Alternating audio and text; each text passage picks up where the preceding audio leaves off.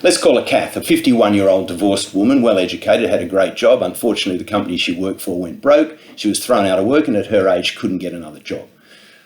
Long story short, she ended up living out of her car on the edge of a park and taking cold showers down at the local beach. But because she was a strong, intelligent, determined woman and she saw this as profoundly unfair, she actually managed to get an appointment with a senior government minister.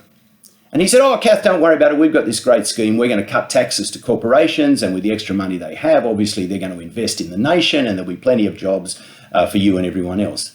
But because she was a smart woman, she said, "Isn't this the same trickle-down economics that I've been hearing about for the last 30 years? It hasn't worked anywhere in the world.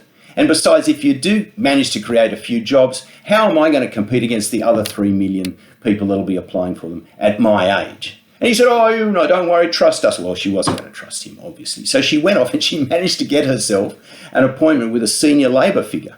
And he said, "Oh, yeah, you're right, Kath, that trickle-down economics is bullshit. Well, we've got a much better scheme. We're going to invest in industry and there'll be plenty of jobs and you'll get one." And she said, "What industry?" He said, "Oh, we don't know yet, but we'll invest in industry and it'll all be fine." And she said, "Isn't this the same Labor Party nonsense that I've been hearing for the last 30 years that hasn't worked either? And besides, if you do create a few jobs at my age, how am I going to compete?"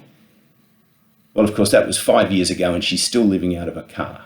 We met her a month ago. We sat her down. We took her in detail through our non-compulsory job guarantee scheme, where anybody, including a 51-year-old divorced woman, who wants to work will be guaranteed a job and guaranteed it at a good living wage that'll pay for rent and food and anything else she needs. And she looked at that and she said, "This is the best bloody thing I've ever seen. But how in hell are you guys going to get into government and make it happen?"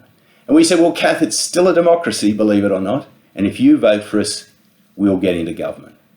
And she smiled and she said, "Well, you've got one vote."